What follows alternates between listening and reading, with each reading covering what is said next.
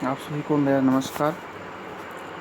गणित विषय के अंतर्गत हम लोग अभी तक कुछ परिभाषाओं का अध्ययन किए, जिसमें हम लोग अंक क्या है उसके बारे में, संख्या क्या है, बहुत बेसिक से हम लोग चले।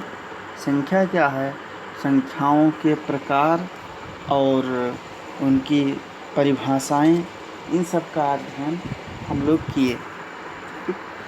अब हम कक्षा 10, ठीक है, देखिए गणित कक्षा 10 के पुस्तक से आपको परिचित कराता हूँ। आप देख लीजिए कक्षा 10 की पुस्तक, ठीक है। ये कक्षा 10 के लिए गणित की पाठ्य पुस्तक है। NCERT की वेबसाइट से हमने इसको डाउनलोड किया है, ठीक है। तो ये जो है आपके मैथ की बुक है पूरी, ठीक है। और हम आते हैं विषय वस्तु पर, ठीक है। ये विषय वस्तु पर हम आते हैं सीधे। तो ये देखिए, ये विषय वस्तु, विषय सूची, ठीक है। विषय सूची पर हम देखते हैं तो देखिए विषय सूची, इसमें सबसे पहले वास्तविक संख्याएं, ठीक है। पहला जो है वो क्या है, वास्तविक संख्या है। इसमें आप जो है पढ़ेंगे तो भूमिका दिया गया है, पहले बनाएगा। इसके बाद में यूक्लिड विभाजन परिमेयिका, ये आप पढ़ेंगे। यूक्लाइड डिवीजन लेमा बहुत इम्पोर्टेंट है, यूक्लाइड डिवीजन लेमा आप पढ़ेंगे, है ना। तो अब हम देर ना करके आपको यूक्लाइड डिवीजन लेमा से जोड़ने का प्रयास करें, ठीक है। यूक्लाइड डिवीजन लेमा से जोड़ने का प्रयास करेंगे, ओके। ये आपकी पूरी पुस्तक है, ठीक। हम इसको ग्रुप में डाल देंगे, आप इसको पूरा देख लीजिएगा, ठीक है। हाँ, ये पूरी पुस्तक है आपकी 395 पृष्ठ की ये पूरी पुस्तक है।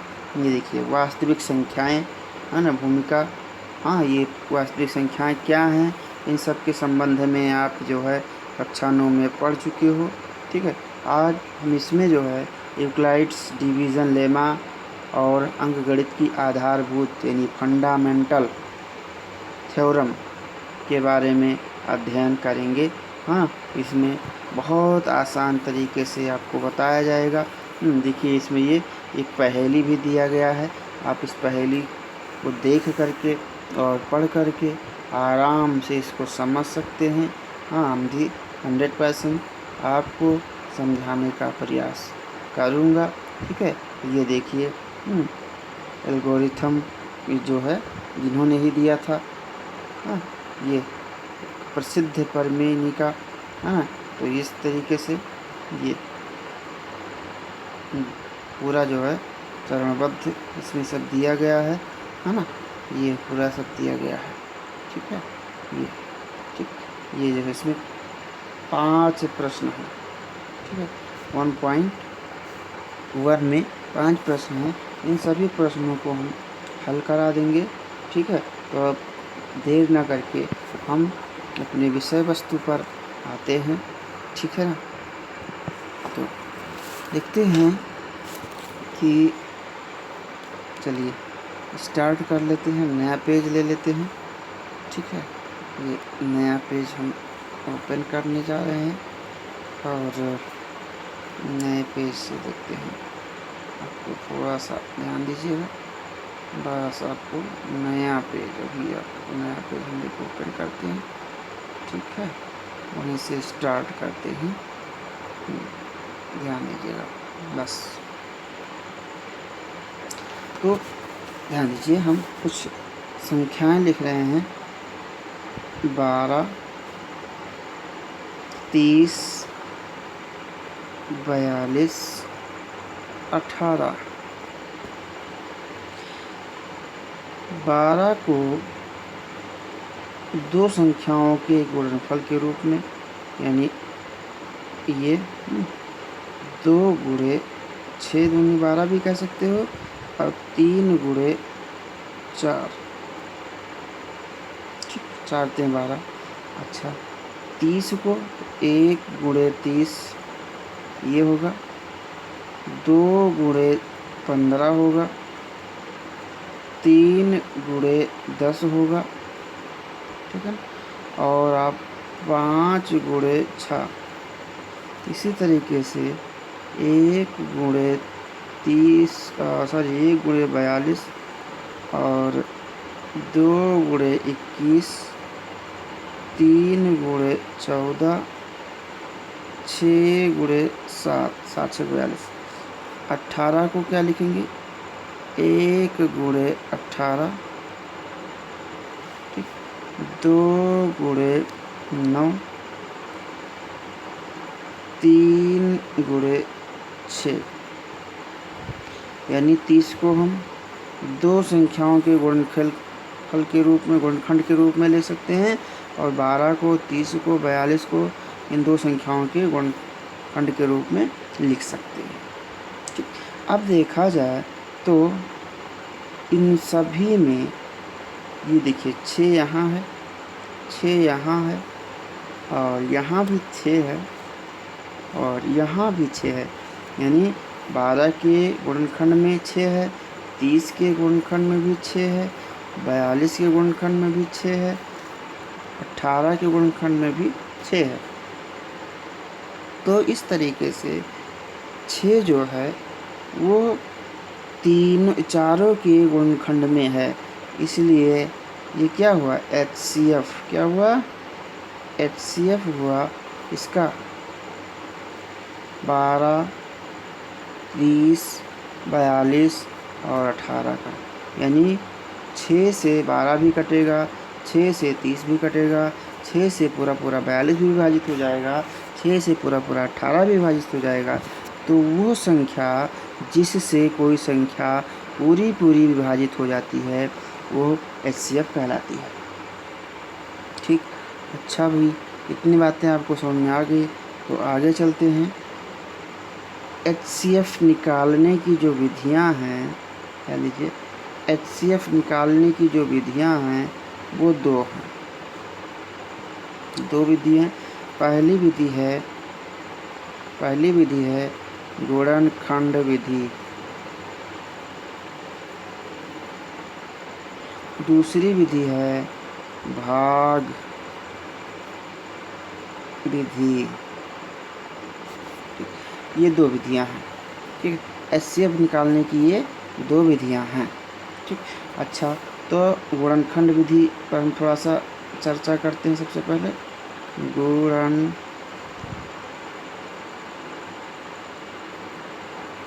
विधि, ठीक है, गुणनखंड विधि।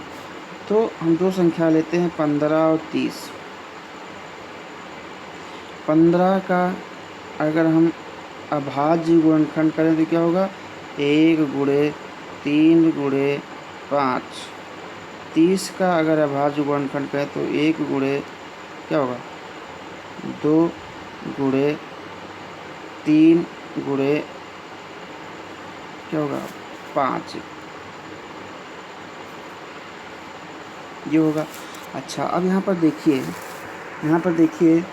3 यहाँ है, यहाँ भी 3 है, 5 यहाँ है, यहाँ भी 5 है, ठीक। तो HCF इनका क्या होगा भाई, देखिए HCF जो इनका होगा वो क्या होगा, 5 यहाँ 5 है तो 5 ले लिया गया, 3 यहाँ तो 3 ले लिया गया, तो कितना होगा, इन दोनों के गुणनफल कितने होंगे, 15, 5 15। तो इन तीनों, इन 15 और 30 का HCF कितना होगा, 15 होगा, ठीक। अच्छा, अब इन्हीं का भाग विधि से दे दिया जाए, तो भाग विधि से कैसे निकालेंगे, 15 और 30 का भाग विधि से। तो भाग विधि में सबसे पहले देखेंगे कौन किससे बड़ा है, तो देखेंगे कि 15 छोटा है और 30 बड़ा है, तो 15 से 30 को भाग देंगे। तो 15 से जब 30 को भाग देंगे तो भागफल कितना आएगा, 2, और शेषफल क्या हो जाएगा, 0 हो जाएगा।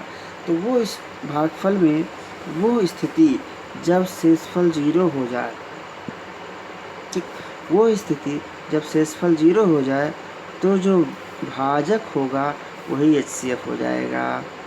जो भाजक होगा वही HCF हो जाएगा। भाजक कितना है? 15।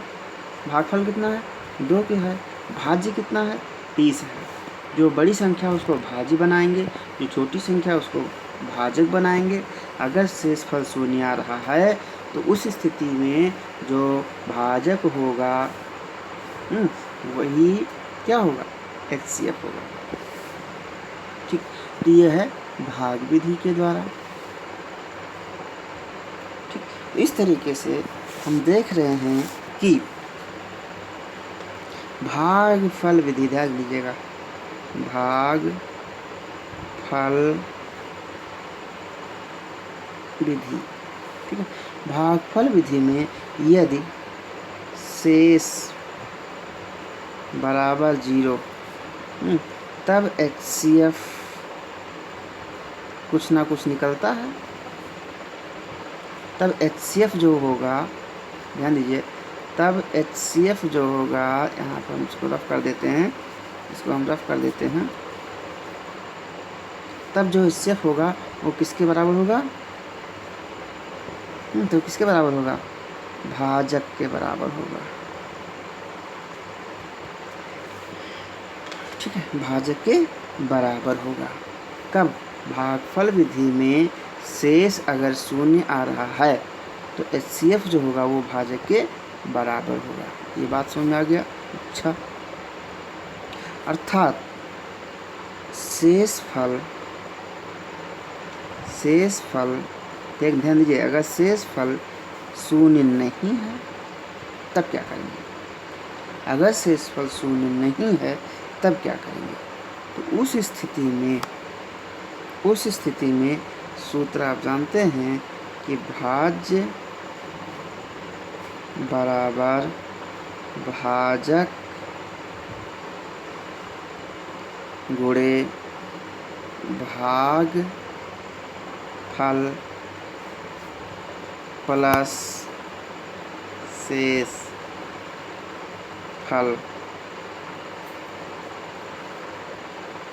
इसका प्रयोग करेंगे। जैसे हम एक उदाहरण से स्पष्ट करना चाहते हैं, 15 और 32। ठीक, 15 और 32। तो 15 और 32 में अगर 15 को अगर भाजक लिया जाए और 32 को अगर भाज्य लिया जाए तो ये होगा 32 बराबर 15 गुणे 2, 15 30 और प्लस 2। तो देखो ये 2 जो है 2 does not equal to 0, 2 does not equal to 0। तब क्या हो? आगे बढ़ेंगे हम, तो आगे बढ़ेंगे। जैसे भागफल विधि में क्या करते हैं, 15 से 32 को भाग देंगे तो 15 दूना 30, 2 32, 2 से फिर भाग, ये क्या हो जाएगा? तो क्या बन जाएगा? यहाँ पे भाजक बन जाएगा। जो शेषफल होगा वो भाजक बन जाएगा और जो भाजक होगा वो भाज्य बन जाएगा। तो 7 यहाँ आ जाएगा और 7 दूनी 14, 1 आया। फिर 1 से 2 को भाग देंगे तो 1 दुक्के 2। अब यहाँ पर देखिए 0 हो गया। तो जिससे भाग देने पर शेषफल 0 हुआ है वही HCF हो जाएगा। वही HCF हो जाएगा। तो भाजक ही HCF हो गया। HCF कितना आया भाई बताओ? HCF कितना आया? 1 आया। HCF कितना आया? 1 आया। तो जिसका HCF 1 होता है वो सह-अभाज्य को प्राइम नंबर्स सह-अभाज्य संख्याएं कहलाती हैं। तो ये दोनों क्या हैं? सह-अभाज्य संख्याएं हैं। ठीक, तो इस स्थिति में हमें ऐसा प्राप्त होगा। ठीक, अच्छा, तो अब इसी का हम यानी 15 और 32 का, फिर देखिए 15 और 32 इसका हम गुणनखंड विधि से निकालते हैं।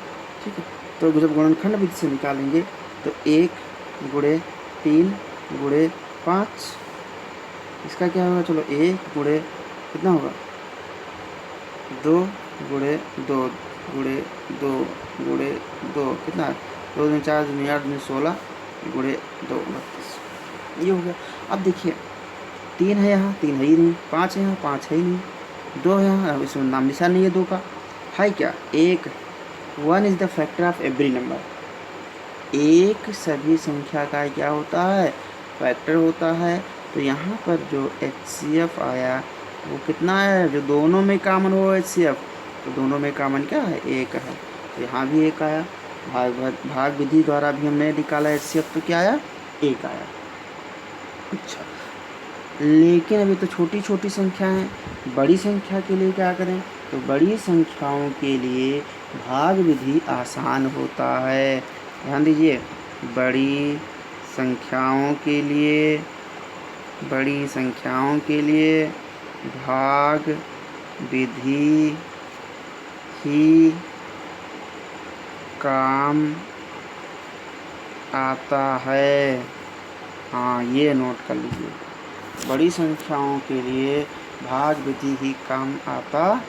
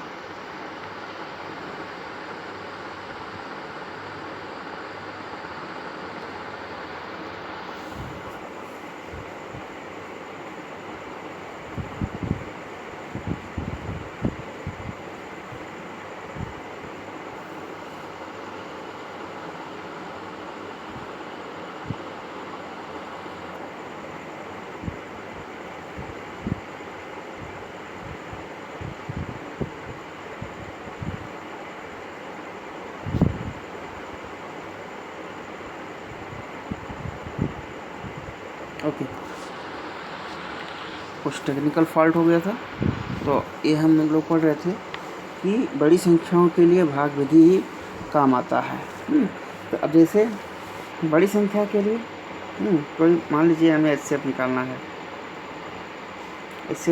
बड़ी संख्या का, तो बड़ी संख्या का HCF मान लीजिए हम संख्या ले रहे हैं 4 2 2 3 7, एक संख्या ले रहे हैं 3 3 3 4 5, ये संख्या ले रहे हैं।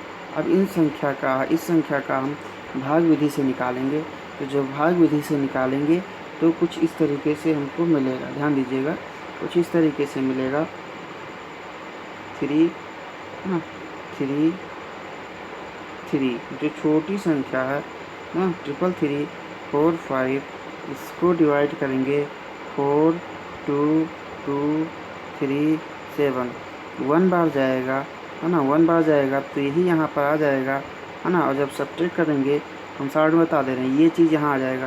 तो जब सब्ट्रैक्ट करेंगे, घटाएंगे, तो ये आएगा 8 8 9 2, देख लीजिएगा।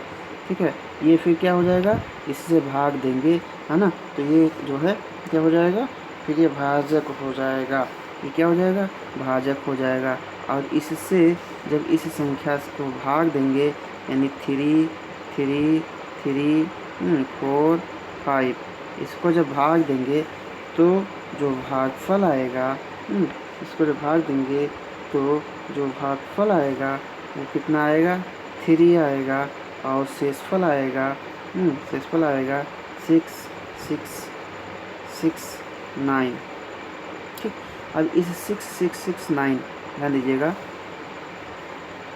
6 6 6 9, इससे जो है फिर 8 8 9 2 को जब भाग दिया जाएगा तो 1 टाइम्स जाएगा, यही आ जाएगा। और जब माइनस करेंगे तो आएगा 2 2 2 ट्रिपल 2 और फिर 3। इसको डिवाइड करेंगे, इससे डिवाइड करेंगे किसको, 6 6 6 9 को, तो आएगा 3 टाइम जाएगा भागफल, और ये चीज़ जो है 6 6 6 9 हो जाएगा और टोटल सब कैंसिल हो जाएगा। अब यहाँ देखिए शेषफल 0 आ गया, तो ये देखिए इसके द्वारा शेषफल 0 हुआ है, यानी इस भाजक के द्वारा शेषफल, तो जिस भाजक के द्वारा शेषफल 0 होगा वही क्या कहलाएगा, HCF कहलाएगा। तो ये HCF हो गया। ठीक, तो बड़ी संख्याओं का जो है HCF निकालने के लिए ये विधि यानी भाग विधि आसान होता है।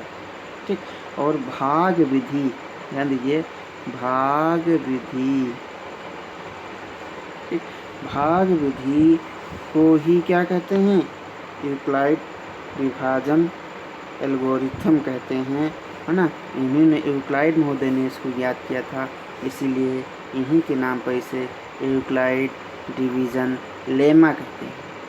ठीक है, इन्हीं के नाम पर इसे यूक्लाइड डिवीज़न लेमा कहते हैं। समझ में आया? तो अब इस तरीके से हम थोड़ा सा देख लेते हैं। ठीक है, इस तरीके से हम देख लेते हैं अपने जो है, और भी कुछ हमारे पास हैं, उनको भी हम देख लेते हैं। ठीक है, इस तरीके से हम जो हमारे पास कुछ मटेरियल भी हैं हम उनसे भी पढ़ लेते हैं। ठीक है, देख लेते हैं। तो हम प्रयास करेंगे आपको मटेरियल के द्वारा पढ़ाने का। ठीक है, हम देख लेते हैं हमारे पास है, तो उसके द्वारा हम आपको पढ़ा देते हैं। ये देखिए हमारे पास ये जो है कक्षा 10 का, हाँ, कक्षा 10 का ये मटेरियल हमारे पास है। ठीक है, कक्षा 10 का ये मटेरियल है। ध्यान दीजिए, अध्याय 1 वास्तविक संख्याएं। तो वास्तविक संख्याएं क्या हैं, परमेय तथा अपरमेय, है ना। वास्तविक संख्याएं क्या हैं, ध्यान दीजिएगा, है ना। परमेय तथा अपरमेय, परमेय तथा अपरमेय सभी संख्या वास्तविक संख्या कहलाती है। परमेय संख्या अपरमेय संख्याओं के समुच्चय को वास्तविक संख्या कहते हैं। ठीक, अब यहाँ पर देखिए यूक्लाइड डिवीज़न प्रमेयिका, है ना। तो यूक्लाइड डिवीज़न प्रमेयिका 2 धनात्मक पूर्णांक a और b दिए रहने पर, है ना, अद्वितीय पूर्ण संख्याएं q r विद्यमान हों तो ये रिलेशन मिलता है जो हमने आपको उधर बताया, भाज्य, भाजक, भागफल, शेषफल। ठीक है, तो इस तरीके से आपको ये मिलेगा। देखिए, है ना, भाज्य, भाज्य जिसको भाग देते हैं, भाजक जिससे भाग देते हैं, ये भागफल और शेष। ठीक है, तो इस तरीके से भाज्य बराबर भाजक गुणे भागफल प्लस शेष, ये यूक्लाइड डिवीज़न लेमा। और यूक्लाइड डिवीज़न लेमा का प्रयोग करके हम क्या ज्ञात करते हैं, HCF ज्ञात करते हैं। क्या ज्ञात करते हैं, HCF ज्ञात करते हैं। ठीक है, HCF ज्ञात करते हैं। चरण क्या होते हैं, देखिए मैंने इसमें लिख रखा है, C तथा D के लिए यूक्लाइड विभाजन प्रमेयिका का प्रयोग करके Q तथा R ज्ञात करते हैं। तो C बराबर DQ प्लस R। अब फिर DQ प्लस R, यदि R इक्वल 0 तो D पूर्णांकों C D का क्या होगा, HCF होगा। यानी ध्यान दीजिए, अगर शेष 0 आ गया तो फिर शेष 0 आ गया तो क्या होगा, जो भाजक होगा वही HCF हो जाएगा। ठीक, अब फिर दूसरा इसमें कहा गया है, if R does not equal to 0, तो R 0 नहीं है तो Q तथा R के लिए यूक्लाइड प्रमेयिका का प्रयोग करते हैं। इसी प्रक्रिया को तब तक दोहराते हैं जब तक हमें शेषफल 0 नहीं मिल जाता। ठीक, अब यहाँ पर देखिए ये इसका एल्गोरिथम का प्रयोग करके ये निकाला गया है। तो देखो इसमें हम करते क्या हैं, ध्यान दीजिए। सबसे पहले दोनों में है ना। बड़ी संख्या और छोटी संख्या पता कर लेते हैं। बड़ी संख्या को भाजक, छोटी संख्या को भाज्य, है ना, और ये भागफल। शेष अगर आ रहा है, शेष आ रहा है तो फिर हम जो पहले भाजक था उसको भाग देंगे शेष से, ठीक। फिर ये प्रक्रिया जब तक करते रहेंगे जब तक कि हमें शेषफल 0 ना प्राप्त हो। देखो शेषफल 0, और जिस भाजक के द्वारा शेषफल 0 प्राप्त होगा वही क्या कहलाएगा, HCF कहलाएगा, वही HCF होगा। तो यहाँ पर HCF क्या हुआ, 23 हुआ। अब देखिए यहाँ पर प्रश्नावली आपका चल गया। ये प्रश्नावली 1.1 है। निम्नलिखित संख्याओं के HCF ज्ञात करने के लिए यूक्लाइड विभाजन लॉगरिथम का प्रयोग कीजिए, ठीक है। तो इसमें देखिए 135 तथा 225 आपका जो अभी हमने बुक दिखाया था उसमें है ये, ठीक है, ये सब हैं, ठीक। तो सबसे पहले हम क्या करेंगे, इसमें पता करेंगे कि कौन छोटा है कौन बड़ा है, ये पहले पता करेंगे। फिर देखिए छोटे से बड़े को भाग देंगे, ठीक। और ये प्रक्रिया जब तक करेंगे जब तक कि भागफल शून्य ना आ जाए, और जिस भाजक के द्वारा भागफल शून्य आएगा वही क्या कहलाएगा, HCF कहलाएगा, वही क्या कहलाएगा, HCF कहलाएगा। तो ये यूक्लाइड डिवीजन लेमा है, ठीक है। इस तरीके से सारे क्वेश्चंस आपके सॉल्व हो जाएंगे, ठीक। आप अपने बुक से इस तरीके से क्वेश्चन सॉल्व कर सकते हैं, ठीक है। Thank you so much.